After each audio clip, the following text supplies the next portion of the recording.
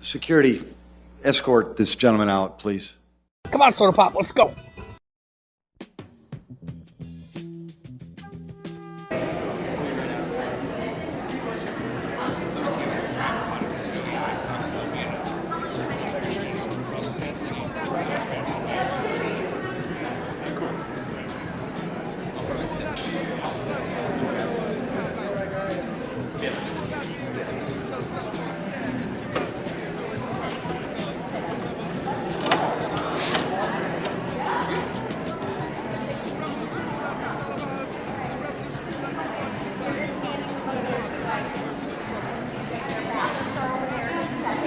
Are in the back.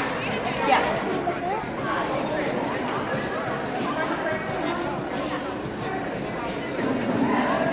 But I think you might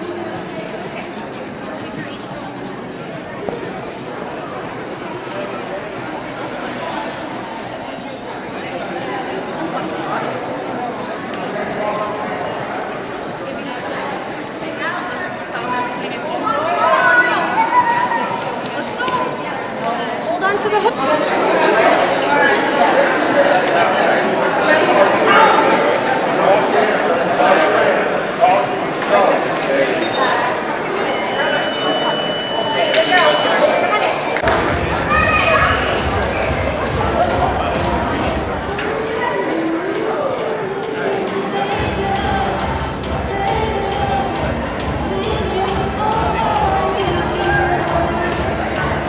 Right. Now we're set. There we go, got a couple. You know where you should be is in front of the A Future to Believe in over there.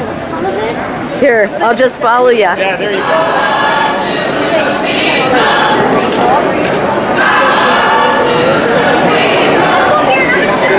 All right, you guys stand over there and I'll... Come on in.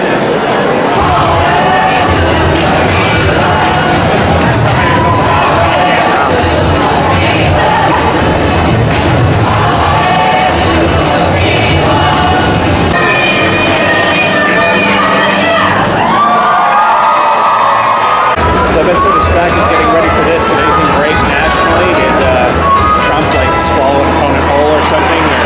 Or anything weird happen while I was away? I heard he met with Paul Ryan, and the meeting with Paul Ryan when No endorsement, we but- discussed, but no endorsement. Boy, that is damn weird. What's going on? Who do you think he's going to pick for VP? Oh my gosh. I'm hoping like I'm hoping either a talking horse or Mr. T or Jesse Ventura ride on the stage on a motorcycle and be like, I'm his VP. You know, because this couldn't get any more stupid and crazy. Yeah. I'm just like, why not? Why not?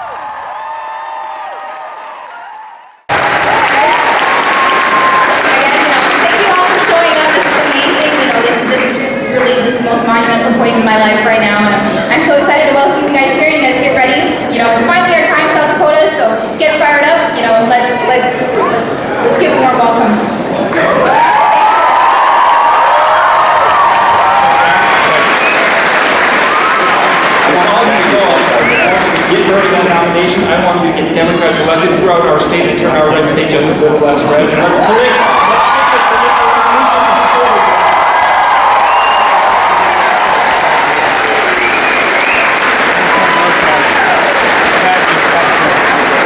The next Harrisburg, Southeast, Sioux Falls, remember to vote for me on November 8th.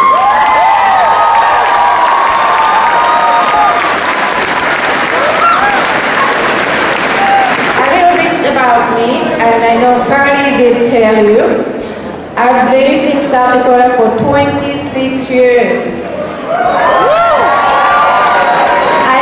I left Mozambique at the age of 8. That was in 1966, do your math. And lived as a refugee in various countries before coming to the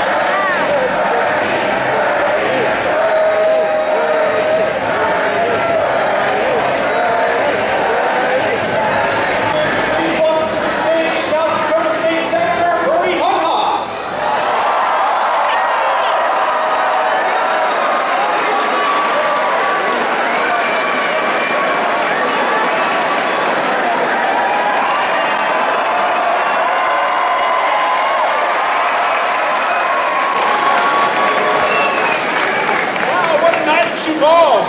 What an amazing crowd. Sioux Falls is the center of the political world tonight. How about that?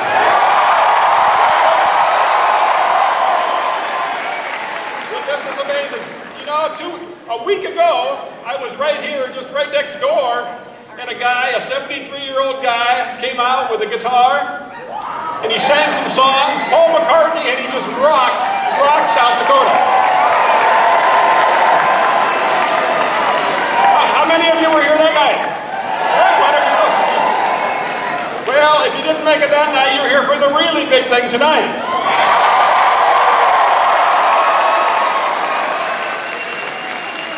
After Paul McCartney played in South Dakota, the biggest newspaper in Minnesota, they were envious that Paul McCartney started here, and they wrote something that said, well, there's nothing else to be proud of in South Dakota. Well, you and I know there's 1,000 things to be proud of in South Dakota.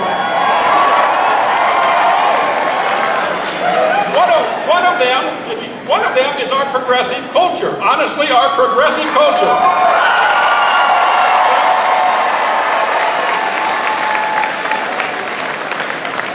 Some of the greatest political leaders of the last 100 years have come from South Dakota. How about the preacher's son from Avon who helped South Dakota farmers feed the world, George McGovern?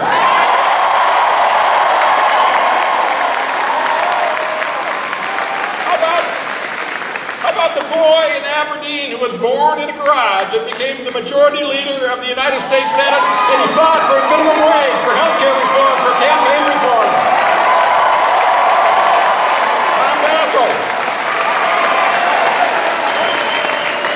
How about Tim Johnson, our U.S. Senator, who never quit working for South Dakota? And you know what? All of our progressive leaders have not been Democrats. There was Peter Norbeck, maybe the greatest South Dakotan of the 20th century. Peter Norbeck, who made Mount Rushmore possible. Peter Norbeck started a state cement plant, and he wanted a state stockyards, a state flour mills, a state everything, and they called Bernie Sanders a socialist. And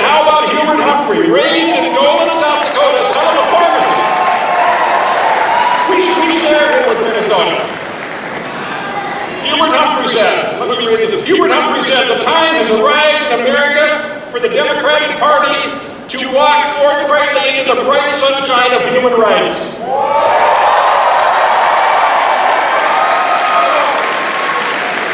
So where else would Bernie Sanders be than here tonight?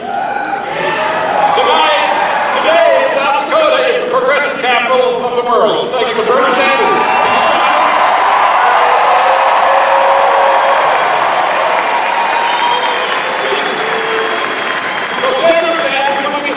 Senator Sanders comes from Vermont, where the population is 600,000. That's even less than South Dakota. Where the state capital has a French name that's hard to pronounce. What state would do that, right? Montpelier. South Dakota and Vermont, they're both rural states, we're both farm states. We have better roast beef, they have better maple syrup, but it's all good, right? We're tourism states who love the outdoors. We're beautiful states of independent thinkers, people who think for themselves and know that what government is whatever we want it to be, whatever we make it.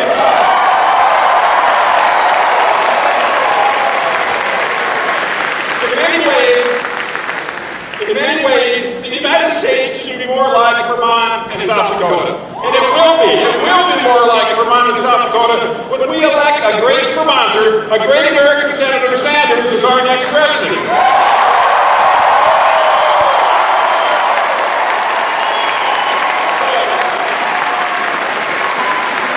So tonight, last week was Paul McCartney, tonight is another 73-year-old man is here. Like Paul McCartney, he's a rock star without a guitar, but with a message of hope and a call for a peaceful revolution of all Americans.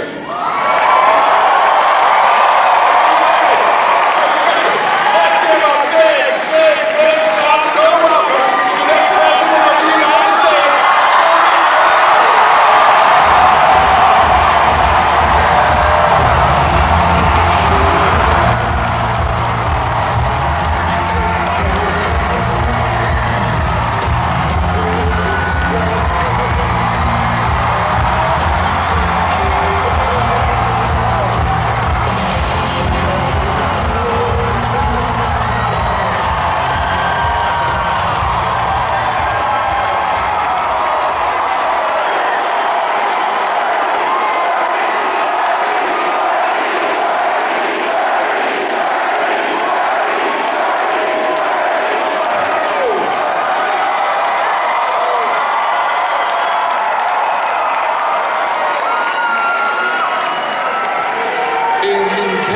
In case you didn't notice, there are a lot of people here tonight.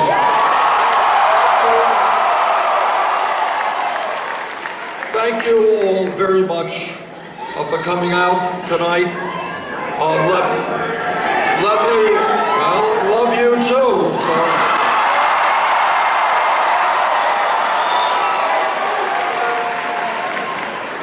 Let me begin by thanking the Good Road Band, Flange Rose Gordon West Post and the SWO Desert Era Veterans, the Dakota Plains Dance Company, Trio Shpa Zena Performers, Allison Renville, Cully Clay Williams, Clara Hart, and Senator Bernie Hunoff.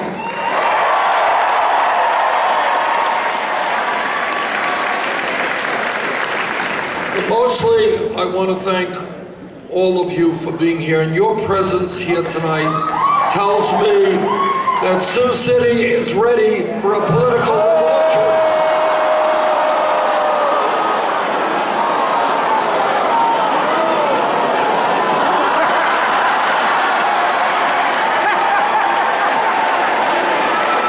All right, I got half of it right? All right, Sioux Falls, thank you.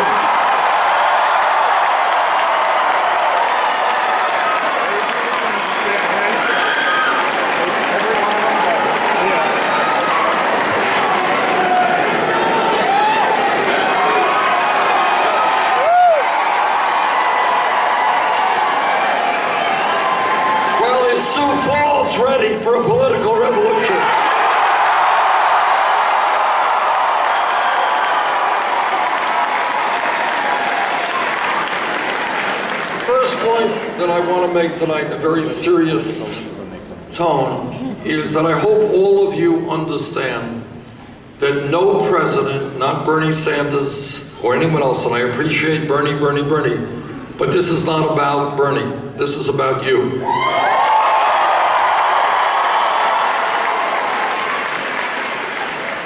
And the truth is, and we try to tell the truth on this campaign, is that no president can do it alone.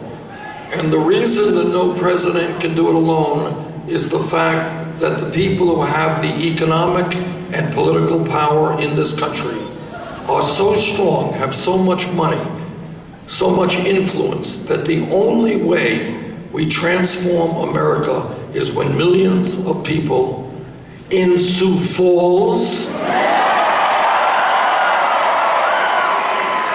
and Sioux City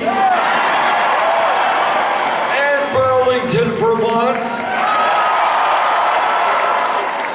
when we all come together. And that is really what this campaign is about. We are the vast majority of the people in this country. There is nothing that I'm going to tell you tonight that is radical, that is extremist, that is not supported by the vast majority of the people in this country. The problem that we have right now is we have a Congress which is much more interested in representing the interests of wealthy campaign contributors than they are representing yours.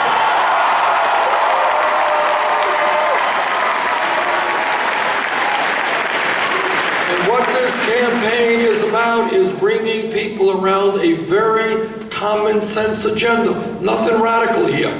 But it is an agenda that represents your family and the vast majority of families in this country, and not just billionaires.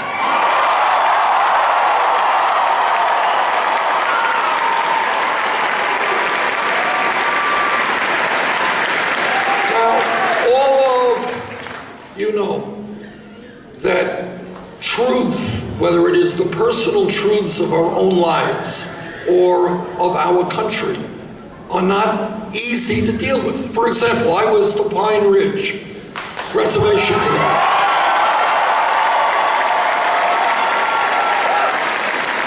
And you know what? Truth is that as a nation, we do not want to address what we have done to the Native American people from day one.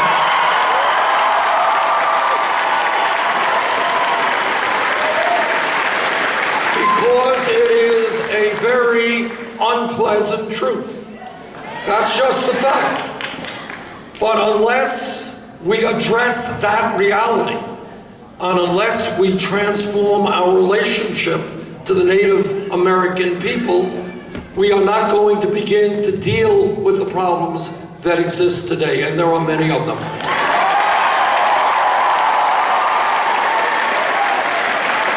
So the first, I think one of the points that I want to make tonight is we have to have the courage to address the reality of American society, and the only people who can determine what the reality of American society is you. It's not going to be the television. The media is not going to do it for you for a number of reasons.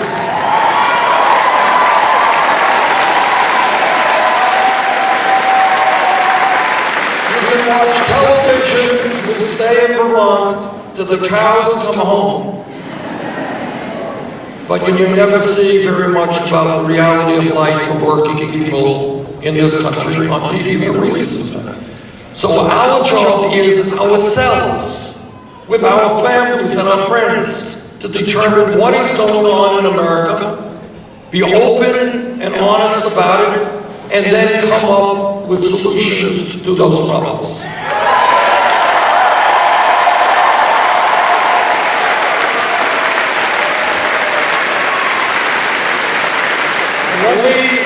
Just throw out some ideas, and these are ideas that most politicians don't talk about. You're not going to see much on TV. Number one, I'm the former chairman of the U.S. Senate Committee on Veterans Affairs. And I want to thank thank all of the veterans in South Dakota and all over this country for putting their lives on the line,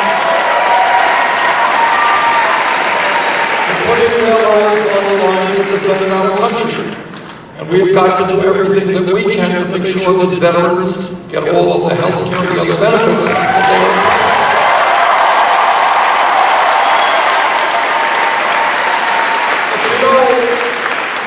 But when we ask ourselves, we say, well, veterans fought and died to defend our way of life, and the essence of our way of life is called democracy. Democracy. Now, democracy is not a complicated concept. It means one person, one vote. It means that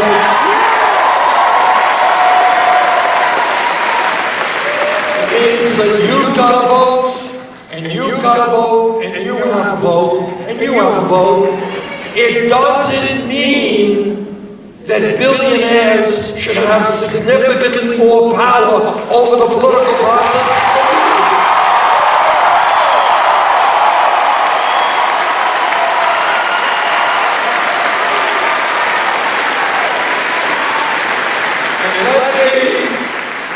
Let me mention a word that no other candidate for president will ever talk about, and that is oligarchy. You know what oligarchy is? Oligarchy is the exact opposite of democracy. Democracy is about people coming up and arguing, debating, respecting other people's point of view, and then having a vote majority wins. Oligarchy is when a handful of very, very wealthy people end up controlling our economy and our politics.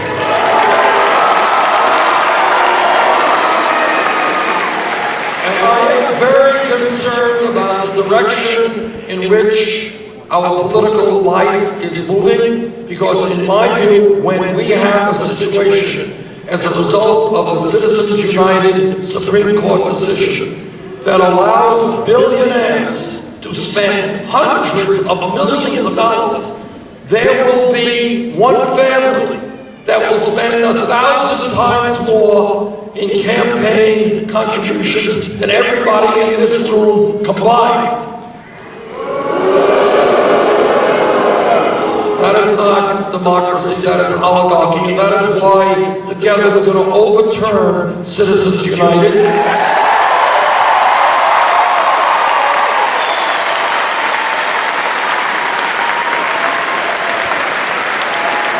And I want you, what this campaign is about, is asking people to think big, not small. All right, we're going to get rid of Citizens United, we're going to get rid of super PACs, but that's not enough.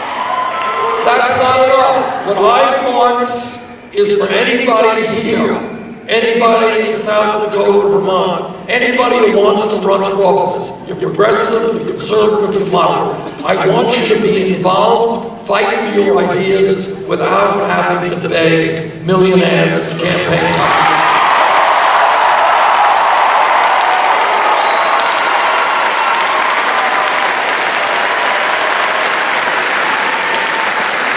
I want you to think of an America where we have one of the highest voting turnouts in the world, not one of the lowest.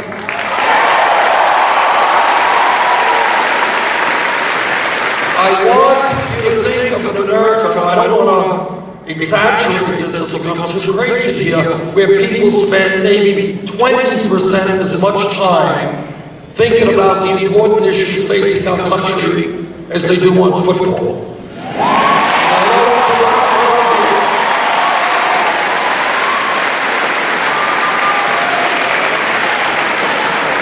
But that's job number one, creating a vibrant democracy. And I'll tell you something that has been very exciting to me in this campaign. When we began the campaign, I think the pundits and the experts assumed that young people were not particularly interested in politics or government. They thought that the young people were very busy with their video games and whatever else they were doing. But But you know what's happening in this campaign all over this country? Young people understand that they are the future of this country.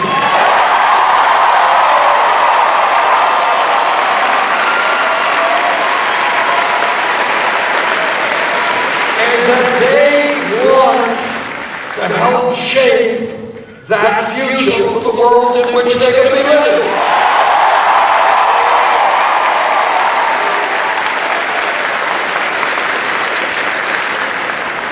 So creating a vibrant democracy is something enormously important, and we have got to recognize that right now we have a corrupt, and I use that word advisedly, a corrupt campaign finance system that is undermining democracy. Together we're going to change that.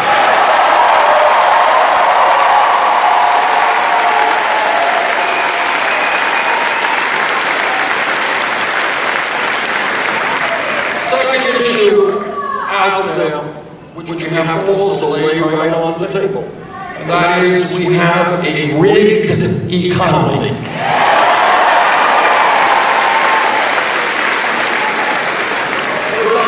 What does it mean? It means that today we have more wealth and income inequality in America than at any time since 1928. And it is worse here than in almost any major country on earth. Today in America, I hope you listen to this, the top 1/10 of 1%, not 1%, 1/10 of 1% now owns almost as much wealth as the bottom 90%. In America today, the 20 wealthiest people own more wealth than the bottom half of America, 150 million people. Now, when we talk about a rigged economy, it is not just the grossly unequal distribution of wealth and income. It is also how the system works. Here's an example, just one example. Who knows which family is the wealthiest family in America? That's right. It's the Walton family, worth, I think, about $130 million. Now, Walton family owns Walmart. Walmart pays its employees. You got Walmarts around here? Anybody here work at Walmart? Okay. Correct me if I'm wrong.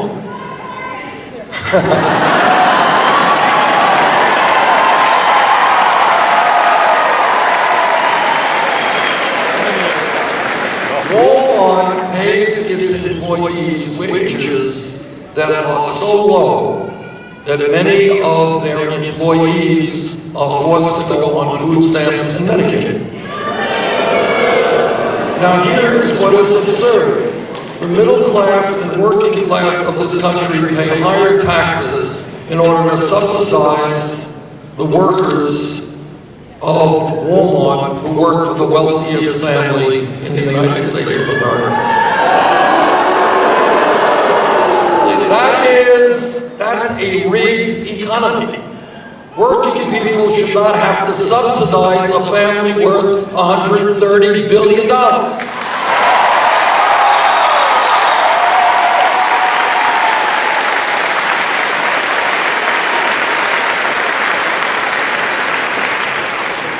You know, a lot of Republicans talking about people on welfare ripping off the system. It turns out that the Walton family is the major beneficiary of welfare in the United States of America. Billions of dollars. We give their family billions of dollars to subsidize their employees. I say to the Walton family, those of you who work in Walmart, you can convey this to the family. They've got to start paying their workers a living wage. We're tired of subsidies.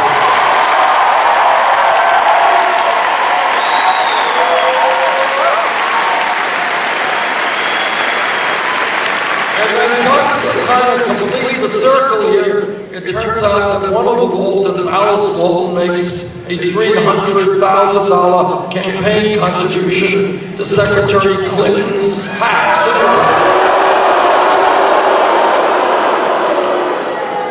So maybe instead of contributing hundreds of thousands of dollars to Secretary Clinton's Sioux PAC, she might want to use that money to pay her workers a living wage.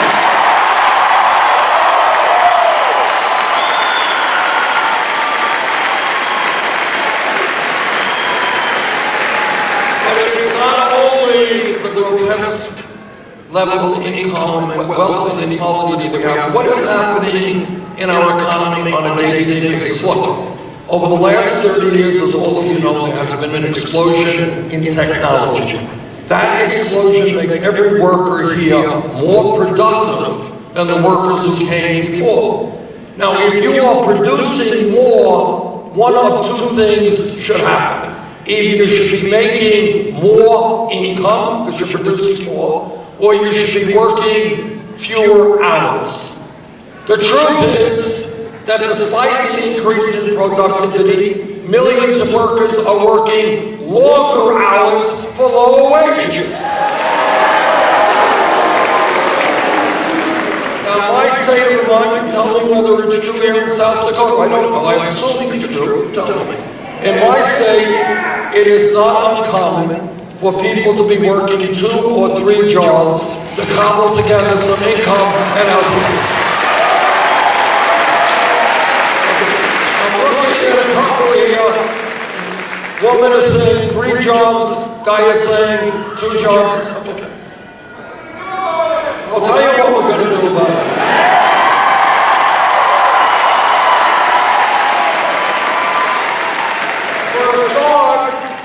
What we are going to do is to say that anybody in America who works 40 hours a week will not live in poverty.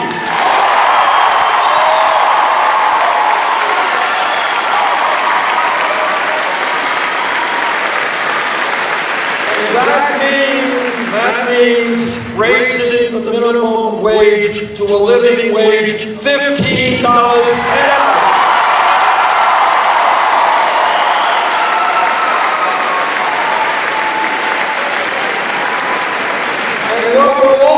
To do about it is end the absurdity of women in America making 79 cents on the dollar.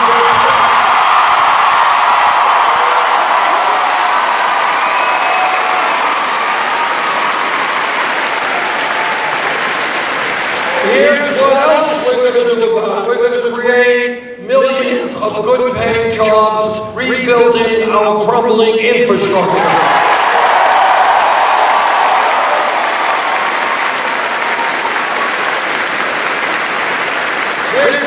The United States of America. We should not be living in a nation in 2016 where our roads, our bridges, our water systems, and our wastewater plants are in need of massive repair.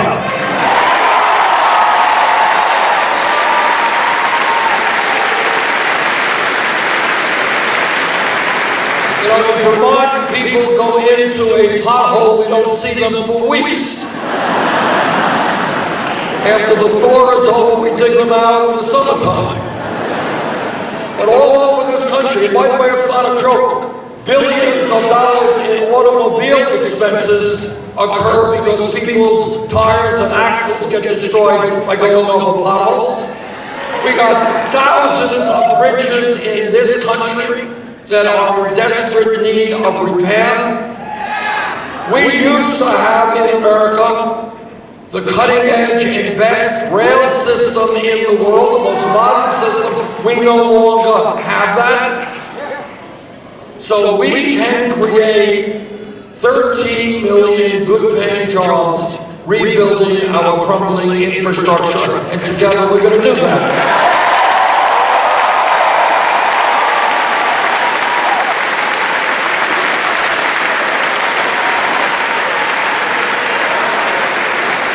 Tell you what else we're going to do.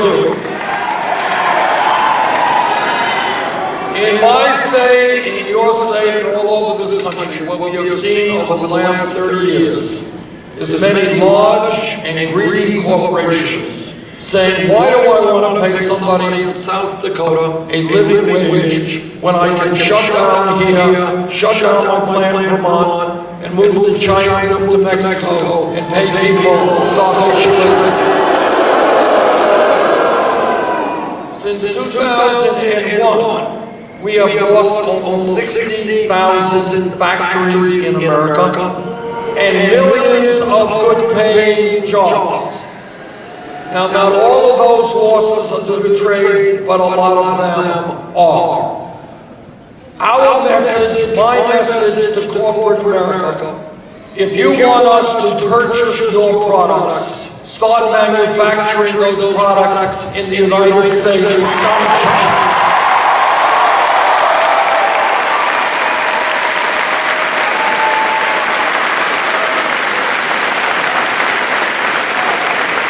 You know what else we're going to do? Land in the West. When you have massive income and wealth equality, when today, moms are out working, dads are out working, kids are out working, and 58% of all income goes to the top 1%. When you have large multinational corporations who make billions of dollars a year in profit, but in a given year stash their profits in the Cayman Islands and in Bermuda, and don't pay a nickel in federal taxes in a given year, you know what we're going to do? We're going to make them start paying their fair share.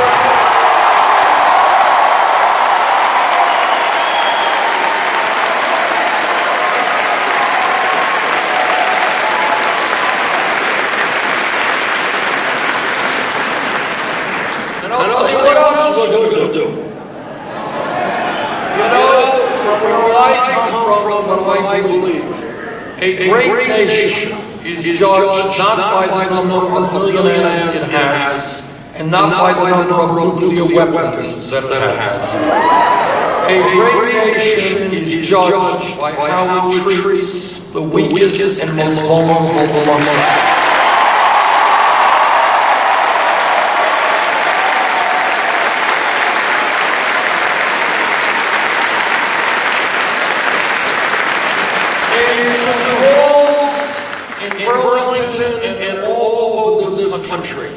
You have senior citizens right now. They're sitting home in their apartments or their homes, often women 80 years of age, and they are trying to make it on $10,000, $11,000 a year of Social Security. They're trying to heat their homes in the winter, buy the medicine that they need, buy the food that they need, buy the medical care they need on $11,000 a year. You know what? They are not doing that. In some cases, less than that. And that is why now, in response to that, if you can believe it, what most Republicans want to do actually is to cut Social Security for seniors and disabled veterans. Can you imagine a group of people who want to give huge tax breaks to billionaires? Donald Trump's huge tax breaks to billionaires, but at the same time, you have Republicans all over this country who want to cut Social Security, Medicare, and Medicaid. Well, we have some very bad news for them.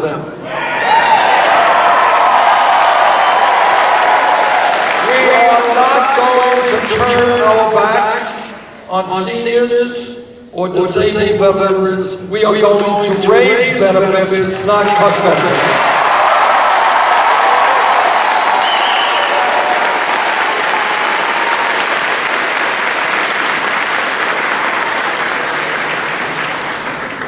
This campaign does not spend any time in the homes of billionaires hustling campaign contributions.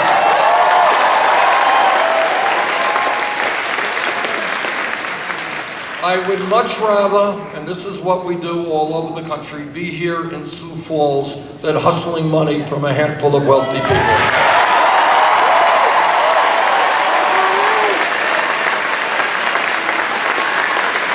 And this campaign is going to win because we are listening to the American people. And I'll tell you, one group of people who we are listening to very carefully are young people.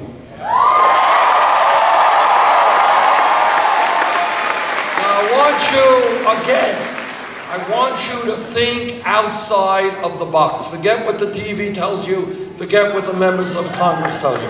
All right, just think for a second. Everybody here knows that education is essential for our own human growth. Is that right?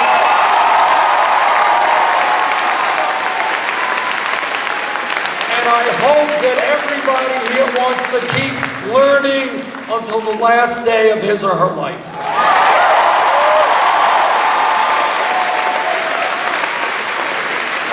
And everybody here knows that in a competitive global economy, we need the best educated workforce in the world.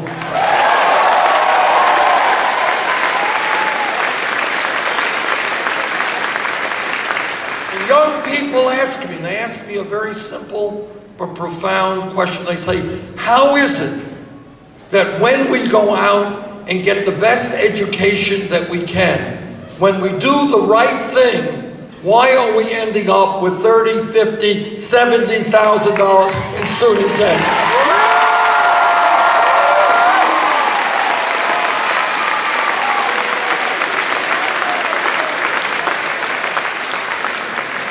Think about it for a second. We are in a competitive global economy. We need all of our people, every single one, to get the best education he or she can get. And what we are doing as a nation now is punishing people for getting that education.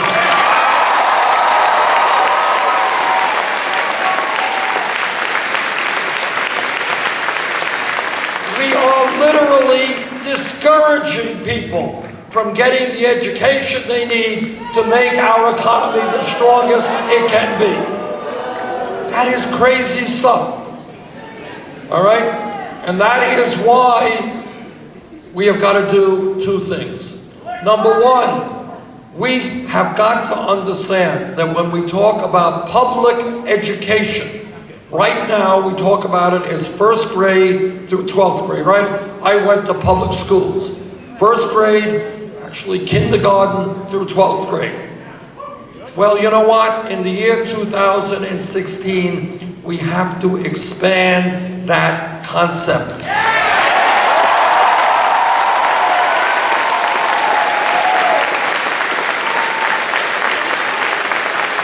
50 years ago, kindergarten through 12th grade was great. You graduate high school, you go out and get a good job. The world has changed.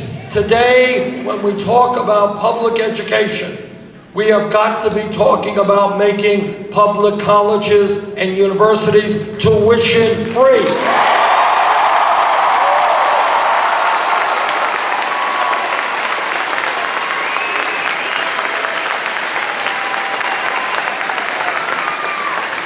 Think about it for a second. Does anybody here think that this is a radical idea?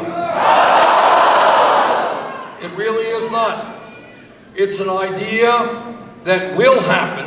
Our job is to make it happen sooner than later.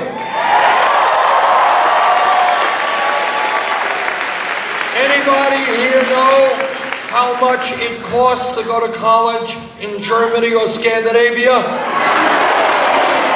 That's right. Tell you a funny story. I was at a meeting a year or so ago, and I was mentioning that in Scandinavia, higher education is free. And some guy jumps up and he says, "Senator, you're wrong. I come from Finland. It is not free. They actually pay us to go to college." All right. So I stood corrected. But the point is, think outside of the box. Do we want a strong economy and good jobs? Of course we do. To do that, we need the best educated workforce in the world. That means we have got to invest in our young people and make college available to all.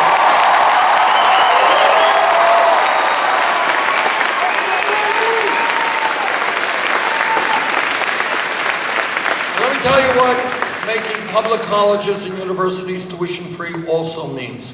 I grew up in a family, didn't have a lot of money. My parents never went to college. And that is the story for millions of families in South Dakota, Vermont, all over this country.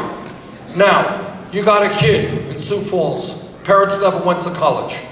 Maybe that kid is in the 4th grade, 5th grade, 6th grade. Kid is thinking to himself, will I ever be able to go to college? My family doesn't have a lot of money. We don't know anybody who ever went to college. I'm never going to be able to go to college. Why the hell am I studying right now? And then high school comes around, that kid drops out.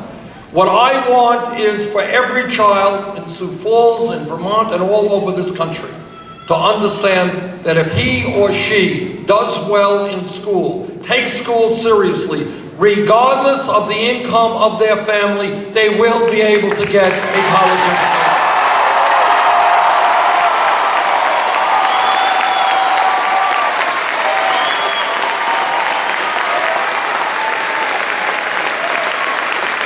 The second issue and related issue that we've got to deal with is the issue of student debt. Anybody here with student debt? Oh, I see 1 or 2 people. Okay.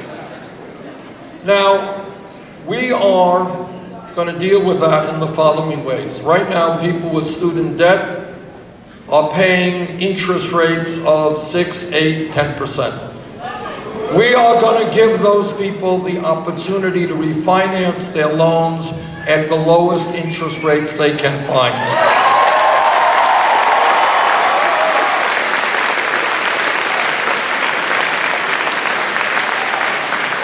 Now, I am criticized every day because this campaign thinks big, not small. And my critics and the newspapers, everybody says, well, Bernie is Santa Claus. He wants to give free tuition in public colleges. He wants to substantially lower student debt. How are you going to pay for it, Bernie? Okay. Now, I want you to, again, think outside of the box. 2 points. In the last 25 years, newspapers forgot to tell you this, but there has been a massive redistribution of wealth. The redistribution has gone from the middle class and working class to the top 1/10 of 1%, who have seen in that period a doubling of the percentage of wealth they own. Number 2, 8, 9 years ago, after Wall Street's greed and recklessness and illegal behavior nearly destroyed our economy, against my vote, Congress bailed them out. Now, it seems to me that given the fact that Wall Street today is doing just fine after you helped bail them out, that it is totally appropriate to impose a tax on Wall Street speculation.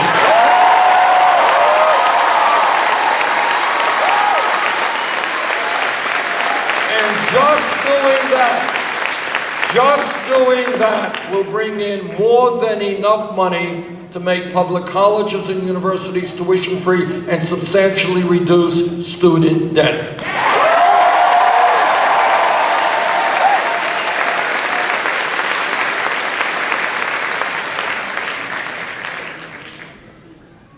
When we think big, we start asking ourselves, what are the most important needs of the American people? What do human beings need? And everybody here knows that healthcare is a very fundamental and basic need, right?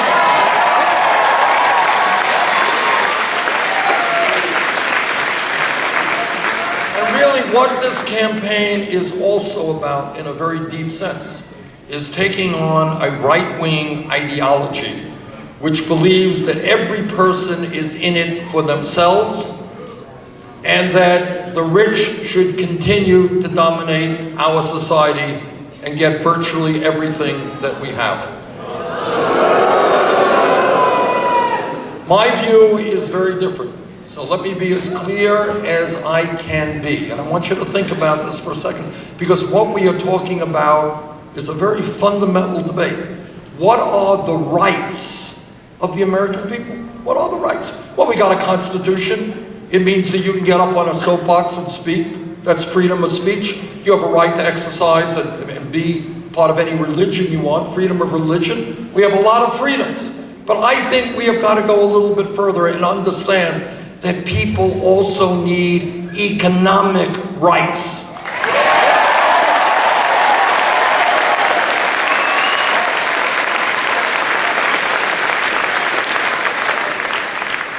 I just, as I mentioned earlier, came from the Pine Ridge Reservation.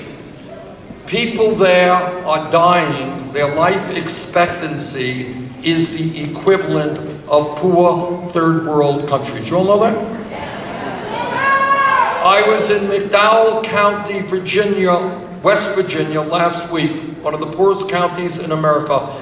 The life expectancy for men there was 18 years less than a wealthy county in Virginia 6 hours away by car. In other words, poverty in America is not just that you can't go out to eat in a fancy restaurant or that you don't have a big car. In many respects is a death sentence.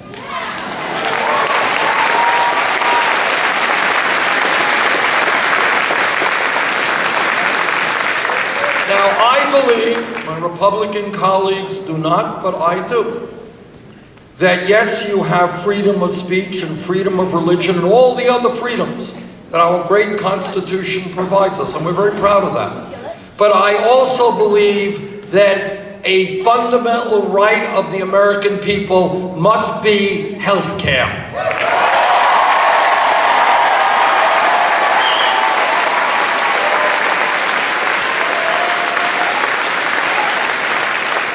And that means if you are young, you're old, you're wealthy, or you're poor, you should be entitled as an American right to the best health care this system can provide you.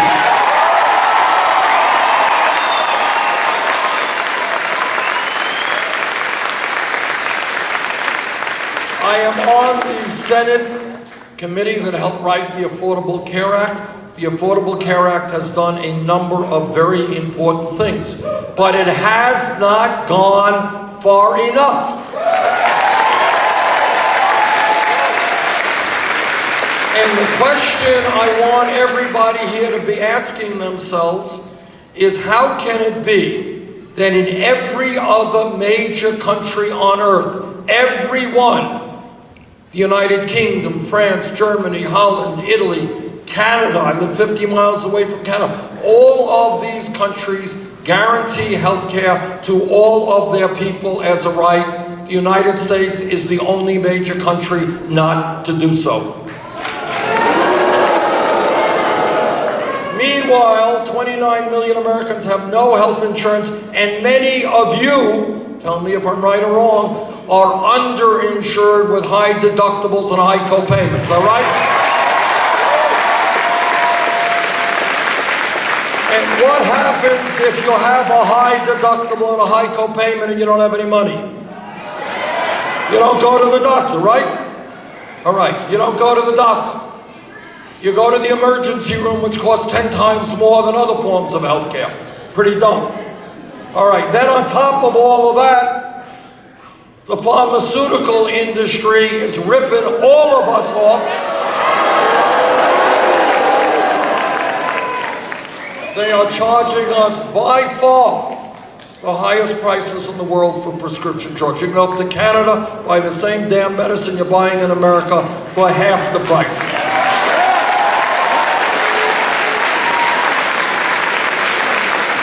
And then on top of all of that, we are paying substantially more per person for health care than the people of any other country. We spend almost 3 times more per person than they do in the United Kingdom, 50% more than in France, far more than in Canada. So what are we going to do? I will tell you what we're going to do. we are going to take on the drug companies.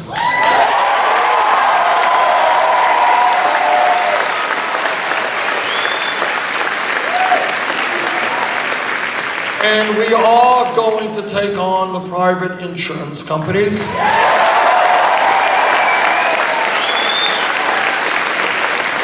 And we are going to pass a Medicare for all healthcare system.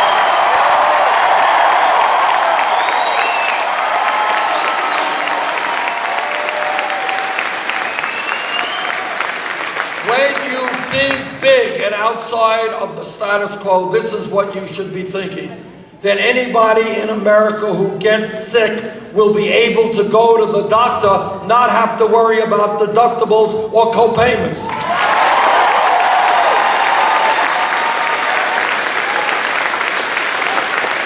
That if you end up in the hospital, you're not going to have to worry about paying hundreds of thousands of dollars in co-payments.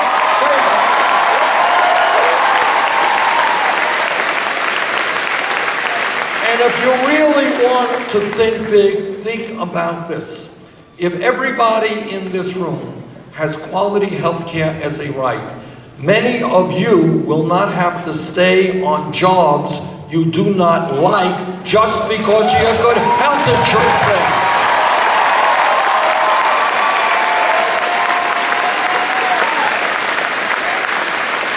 Think of what it means in terms of the entrepreneurial spirit of America, where people could go out, start their own new businesses, and not have to worry about health insurance.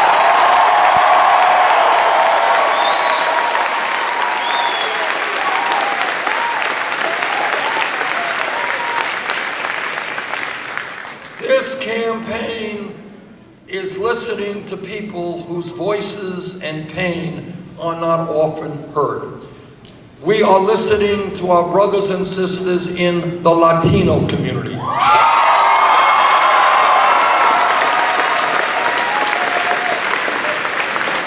There are 11 million undocumented people in this country, and today and every day, many of them are being exploited by their employers because they have no legal rights.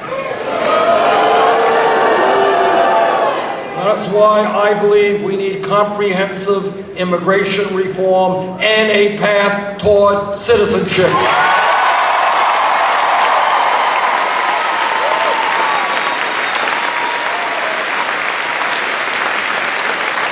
This campaign is listening to our brothers and sisters in the African American community.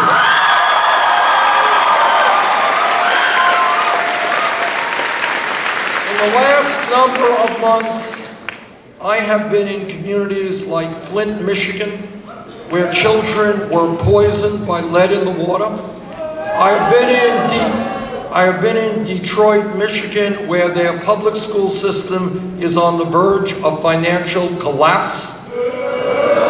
I have been in Baltimore, Maryland, where tens of thousands of people there are addicted to heroin and can't get treatment. I have been in African American communities where there are no grocery stores or any bank branches. The African American community is asking me, they're saying, Bernie, how come we have trillions of dollars to spend on a war in Iraq we never should have gotten into?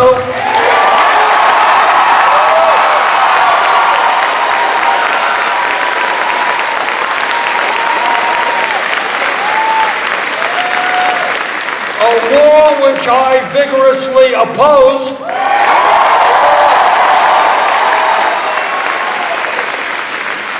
Trillions for war, but apparently we don't have enough money to rebuild our inner cities. Well, together, if elected president, we are going to change our national priorities.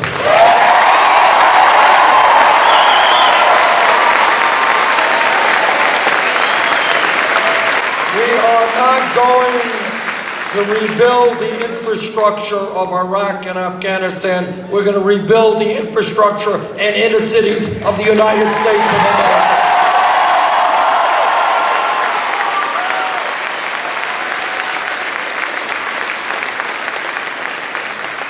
campaign is listening very attentively to a people whose voice is almost never heard, and that is the Native American community.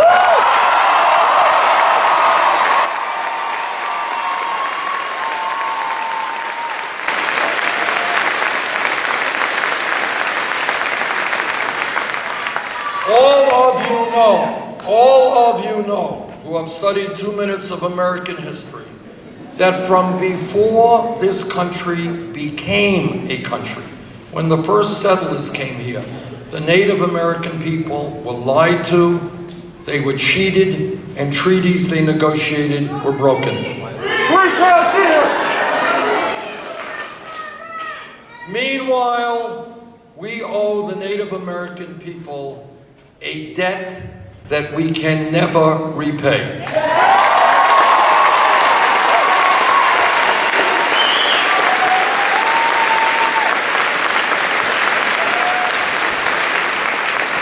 We take it for granted, but the Native American people have enriched our culture and taught us so much. So much. For example, think about it. They, more than any other people, have told us that as human beings, we are part of nature.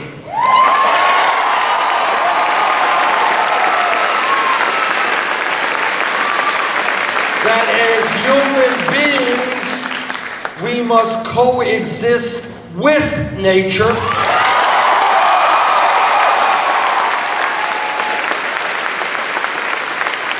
And they have always known from way back when, that if you destroy nature, you are ultimately destroying the human species.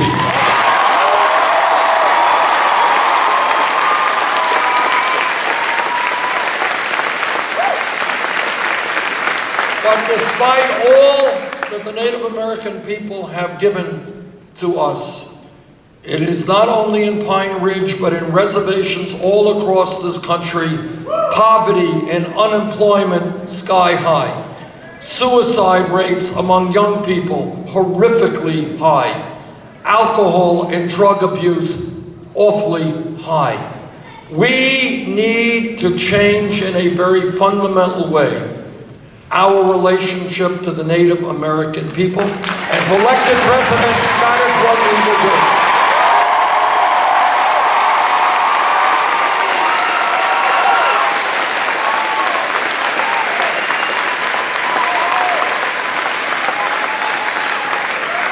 Now, I want to become a little bit political here. After all, I am running for president, so I want to say a few words.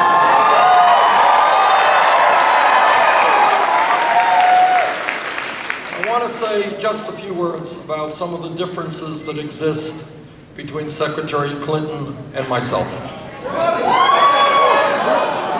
Number one,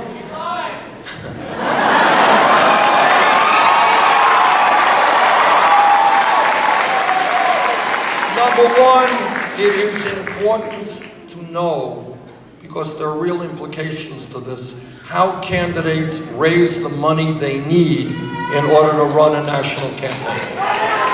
When we began this campaign, we had to make a very fundamental decision. Should we establish a super PAC and ask Wall Street and billionaires for campaign contributions? We agreed with you.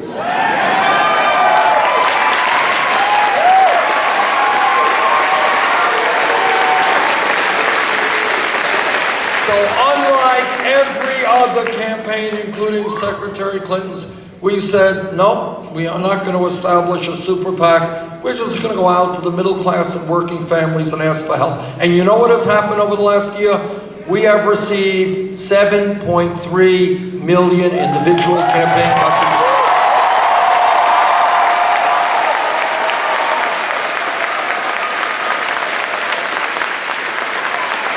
Anyone know what the average contribution is?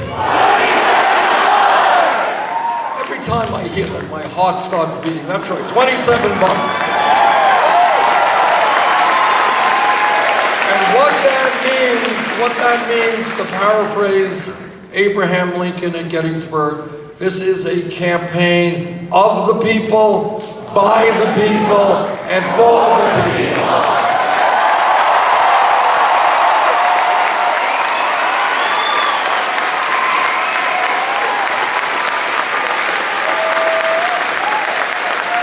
Secretary Clinton has chosen to raise her campaign funds in a very different way.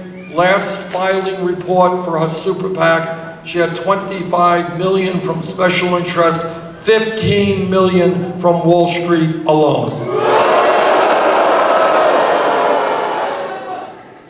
I believe that we have got to raise the minimum wage to $15 an hour. Secretary Clinton thinks we should raise it to $12 an hour. Not enough. Now there is an issue that is of enormous consequence to our country and to the entire world. And that is, as a member of the U.S. Senate Committee on the Environment, I'm here to tell you climate change is real.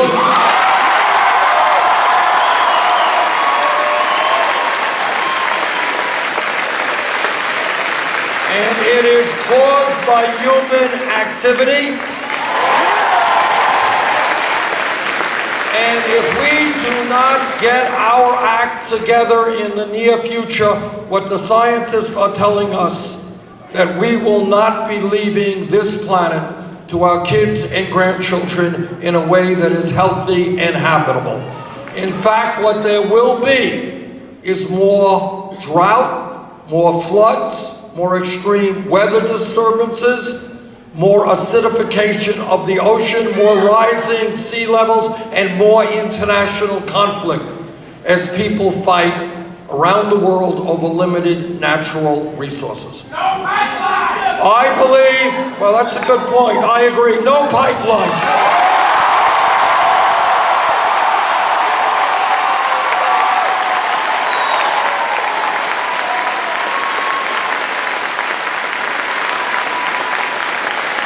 I got my speechwriter over there. This guy's helping me all the way. I was one of the members of the Senate to come out and say, no, we do not want the Keystone Pipeline. We should not be excavating and transporting some of the dirtiest fuel on Earth. And I am proud to tell you that I've introduced the most comprehensive climate change legislation in the history of the Senate. And what I believe we have to do, and I know this is a fairly radical step forward, but I believe this is a major, major crisis. We bring forth a tax on carbon.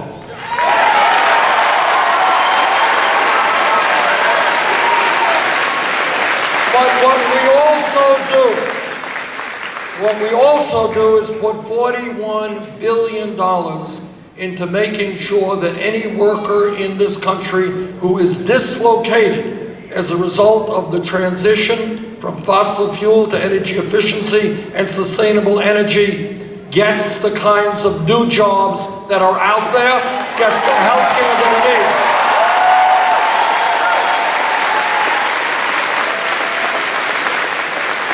$41 billion to make sure that workers who are hurt will get new jobs, their communities will be rebuilt.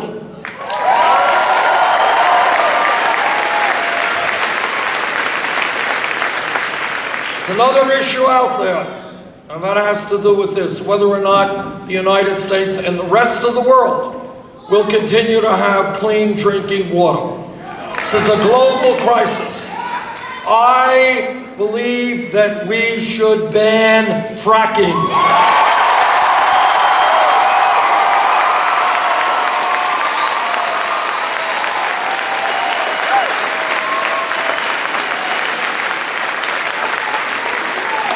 Secretary Clinton does not, and in fact, when she was Secretary of State, she pushed the fracking technology on countries all over the world. That was wrong.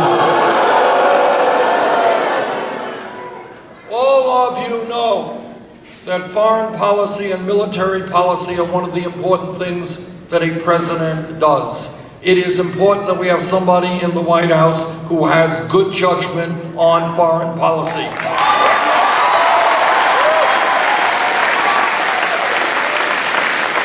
The most important foreign policy debate in our modern history was over the war in Iraq. I listened to what Bush and Cheney and all the rest had to say. I didn't believe them. I voted against that war.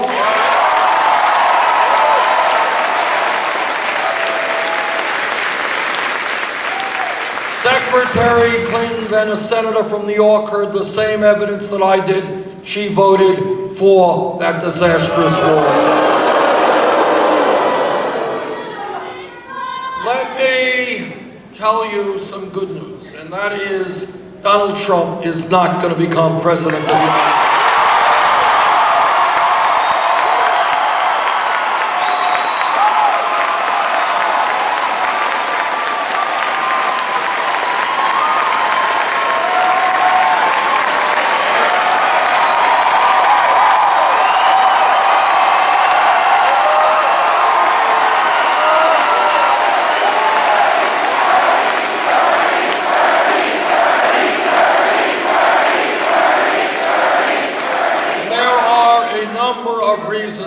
For a start, in every recent national and state poll, we defeat Donald Trump, often by very large double-digit margins.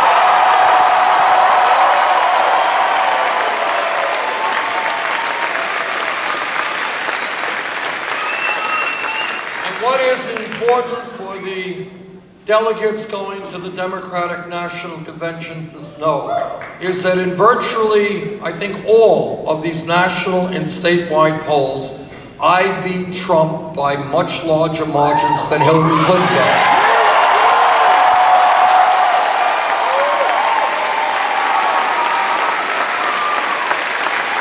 Second of all, it is not just polls, it is you. And I'll tell you what I mean by this. Republicans win elections when people feel hopeless and demoralized and voter turnout is low. That's what happened in 2014. Republicans won a national landslide. 63% of the American people didn't even come out to vote. I believe, as attested to tonight in Sioux Falls, as attested to in large rallies and energy that we are seeing all over this country, that if we are the campaign taking on Trump, you're going to see millions of people standing up, getting involved in the political.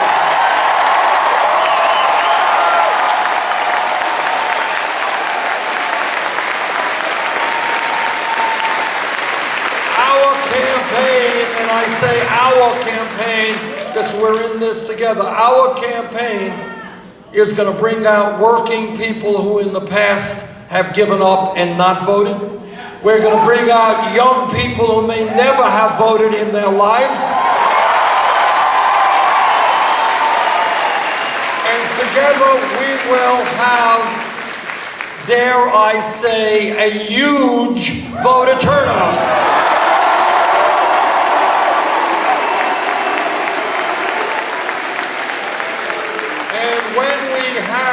A large voter turnout, not only do we retain the White House, we'll regain the Senate, maybe win the House and win governor's chairs up and down the line.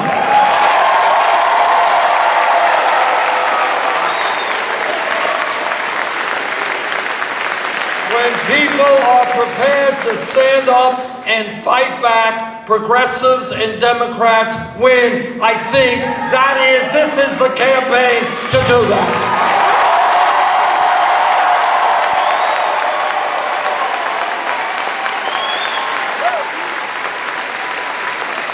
Trump will not become president president, in addition, because the American people will not, in my view, vote for a candidate who every day is insulting Mexicans and Latinos,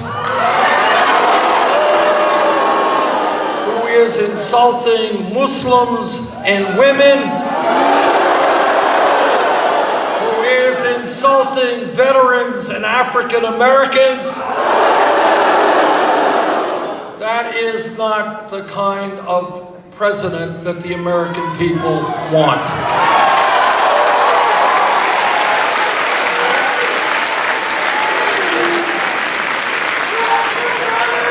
And I'll tell you something else. The American people, deep in their gut, understand that what makes our country literally unique in the world is that we are a strong and great country because of our diversity.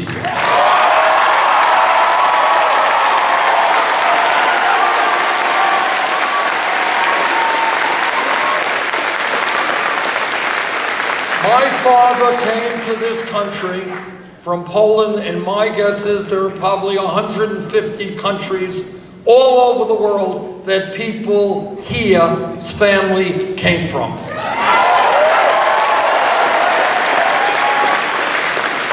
And everybody knows that we are strongest when we stand together as black and white and Native American and Latino and Asian American.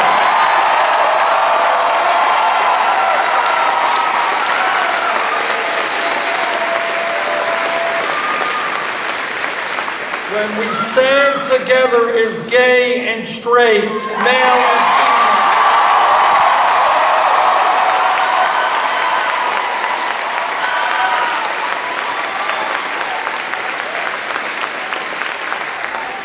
That diversity in bringing us together will always trump those who try to divide us up.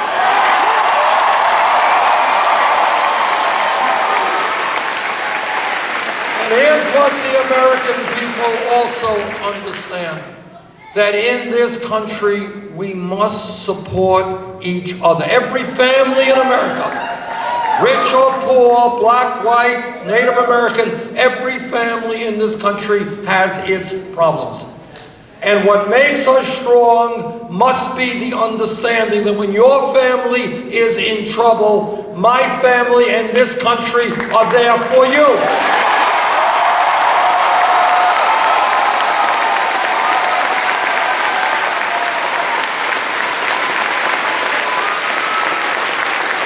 And when my family has problems, you and our nation are there for us. That's what makes us strong.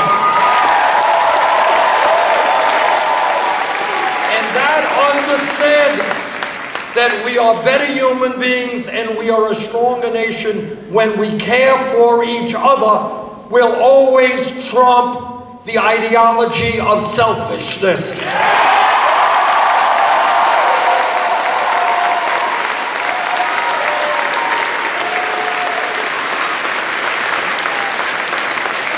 People of this country also understand a very, very profound message. And that is taught to us by every major religion on earth, whether it's Christianity, Judaism, Islam, Buddhism, whatever. And that message is that at the end of the day, love always trumps hatred.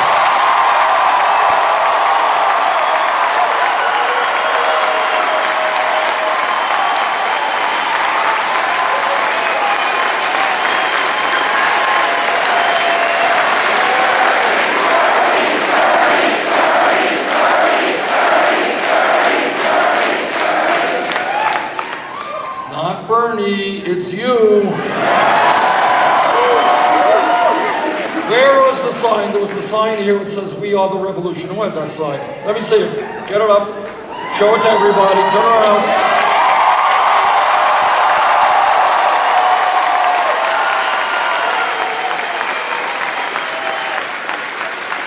That's the whole campaign on that cardboard board.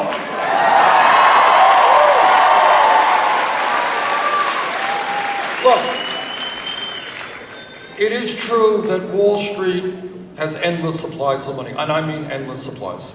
So they can do anything they want. They have tremendous economic power and political power. It is true that corporate America today's greed and recklessness is destroying our economy. They are enormously powerful. It is very true that the corporate media will determine what you see and hear, and they own that media. It is true that billionaires are in the process of buying elections. That's the bad news. But the good news is that at the end of the day, when working people and middle-class people stand together, we have far more power than they do.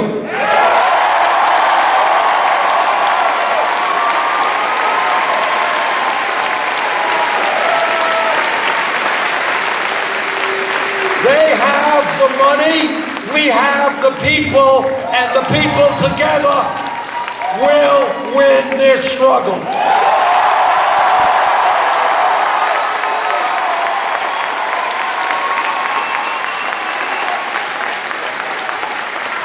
I want you to think about the history of America and one profound lesson.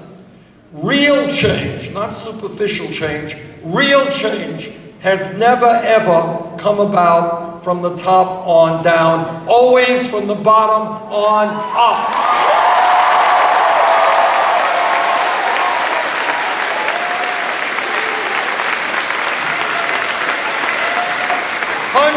Years ago or more, there were workers in South Dakota, workers in Vermont, and all over this country. You know what? They were working 7 days a week, 12 hours a day. They were children working in factories. But workers said, we're not animals, we're not beasts of burden, we will have dignity. They came together and formed unions and engaged in collective bargaining.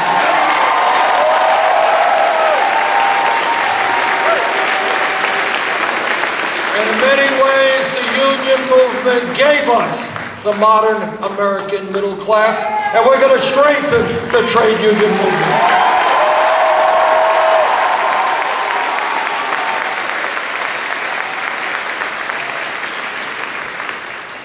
In the midst of the obscenity of slavery in this country, there were African Americans and their allies who, amidst all of the horror, they stood up and they said, the day will come when we will rid this country of racism and bigotry and discrimination.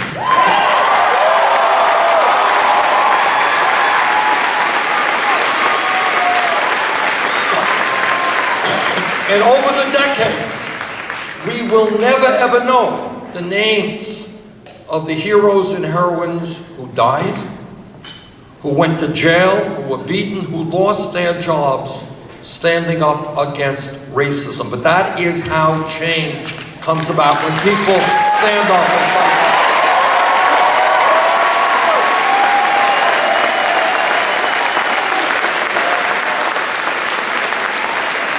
Many children in our schools don't know this, but 100 years ago today, not a very long time, women in America did not have the right to vote, did not have the right to get the education or the jobs they wanted a mere 100 years ago.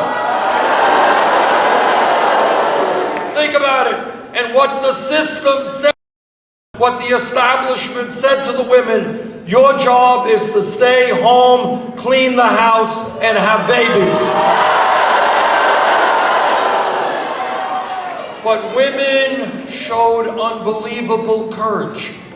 They said to the system, you will not define who we are, we will define ourselves and our lives.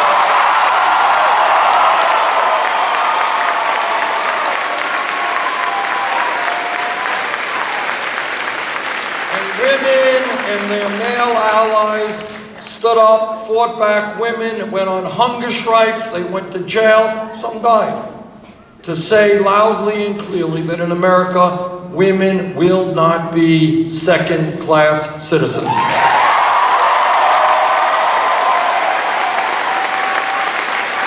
Against the odds, that's how change takes place. Let me give you another example.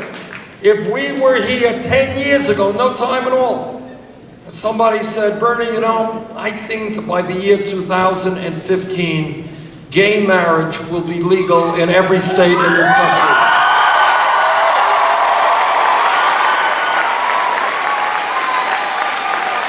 Think about it. 10 years ago, somebody said that. Person next to her would have said, you're crazy. Can't happen. There's too much bigotry in this country, and gay marriage will never be legal in 10 years. But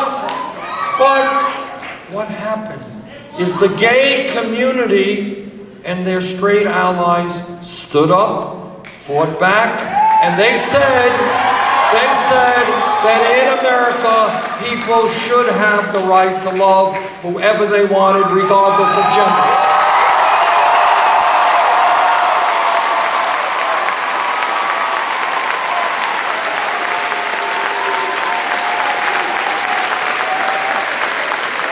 If we were here 5 years ago, no time at all, 5 years ago, somebody stands up and says, you know, Bernie, there's $7.25 an hour. Federal minimum wage is a starvation wage.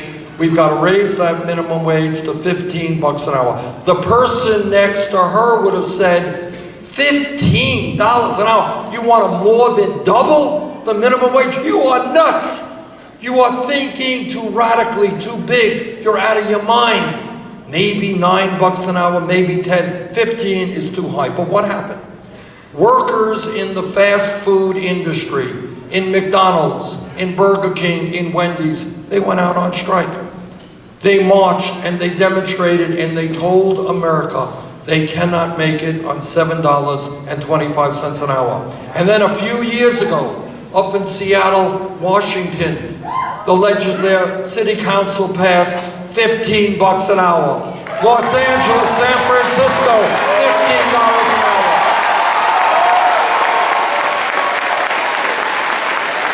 California, New York State, $15 an hour. Here is my point. Forgive me for taking you through that short historical lesson. But here is my point. What the establishment always wants you to think is that real change is unattainable, is impossible. You can't have it. But what history has always shown us is that when people stand up and fight back, there is nothing that cannot be accomplished.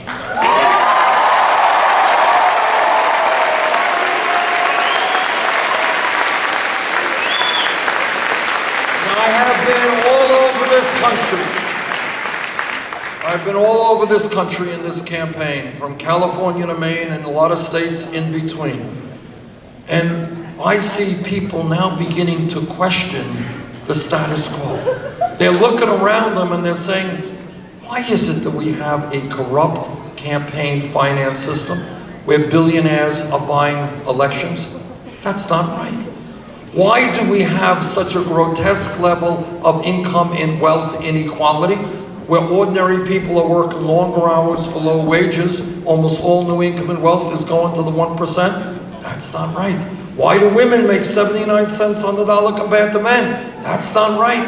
Why do we have the highest rate of childhood poverty of almost any major nation on earth? Not right. Why do people on Pine Ridge Reservation die 20 years earlier than they should? Not right. Why is our infrastructure collapsing? Not right. Why are young people leaving school $50,000 in debt? Not right. Why are we the only major country on earth not to guarantee paid family and medical leave? Not right. Why are we the only major country that does not guarantee health care to every man, woman, and child? Not right. So all over this country, people are beginning to look at an America which is very different than the America we have today. An America with a vibrant democracy. An America with an economy that works for all, not just the few. An America that leads the world in combating climate change. An America that says we're going to have the best educational system in the world. An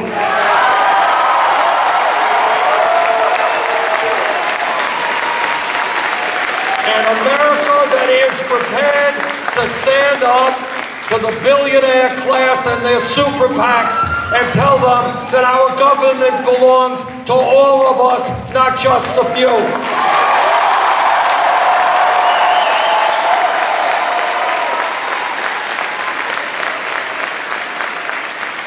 Now we can together win the Democratic nomination if we do very, very well in the next 8 states, the last 8 states that are voting. We won, as you know, last week on Tuesday, we won a great victory in West Virginia.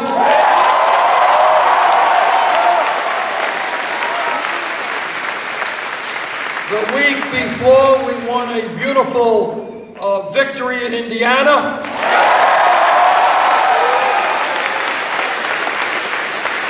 On Tuesday, I think we've got a good shot to win in Oregon and Kentucky.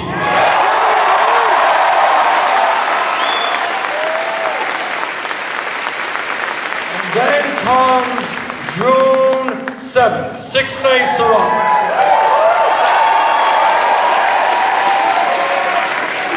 So my memory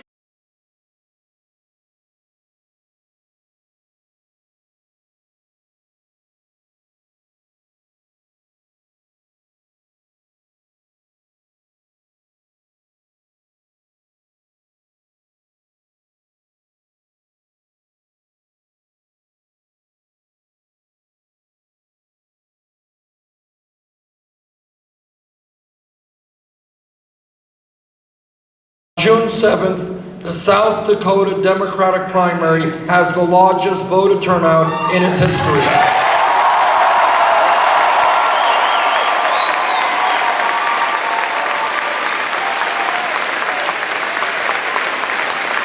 And I would hope very much that on June 7th, the people of this beautiful, beautiful state of South Dakota tells the world that you are prepared to go forward with a political revolution.